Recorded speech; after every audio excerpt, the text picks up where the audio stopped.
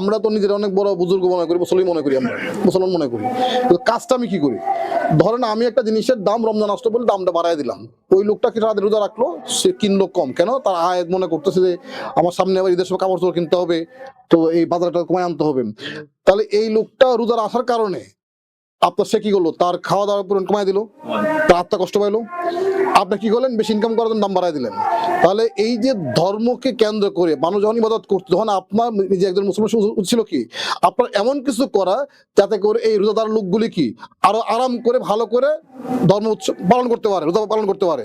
সেখানে আমি তারা কি দিলাম, তার একটা কষ্ট দিলাম, টেনশন বাড়াই দিলাম, এবং সে আরাম করে সেই সময়টা পার করতে পারলো না। এর দায়ভার কি আমাকে নিতে হবে না? আপনার নিতে হবে না? বলেন, নিতে হবে না?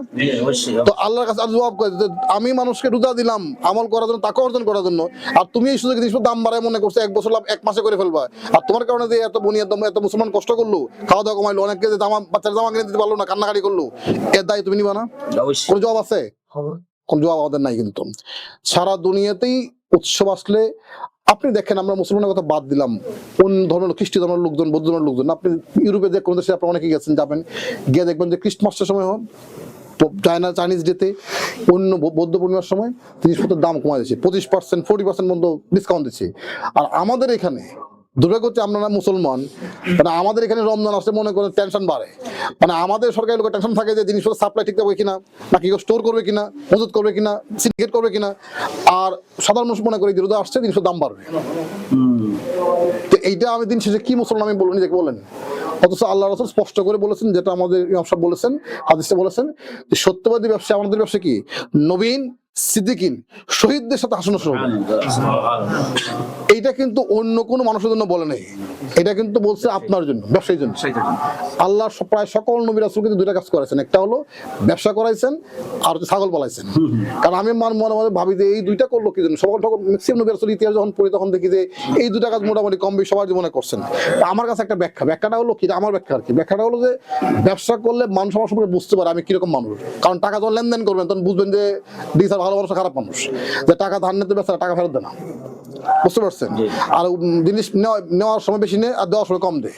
নেওয়ার সময় 1 কেজি জায়গায় 100 কেজি নেওয়ার চেষ্টা করে, আর দেওয়ার সময় 1 কেজির মধ্যে 900 গ্রাম দেয়, আছে না?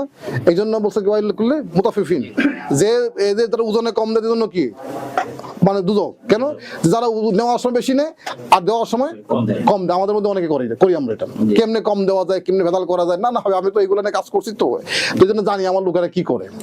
তো এইটা করা যাবে না, এটা করা যাবে না। একটা প্রশ্ন মনে রাখবেন, হালালের যে বরকত হয়, এই বরকত আপনি অন্য কোথাও হবেন না। আপনি হয়তো অনেক টাকা ইনকাম করতে পারলেন, অনেক টাকা করলেন, আমি করলাম, কিন্তু দিন খাইতে পারলাম না। মানুষ আপনার খারাপ বললো, আপনি মরে গেলেন, মানুষ মনে করলো লোকটা খারাপ ছিল, মরে গেছে, বাচ্চি, তাহলে তো হলো না।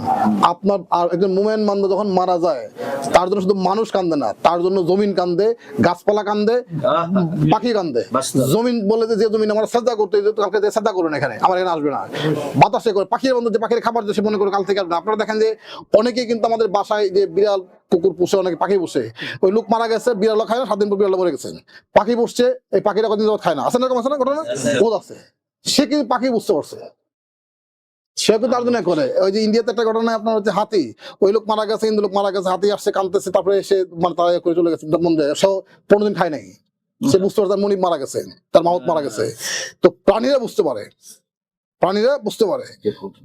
এখন আমরা যদি মানুষ হিসেবে যদি আমরা মনে করি যে আমার দায়িত্ব কি, আসলে একজন মানুষ হিসেবে আমার দায়িত্ব কি?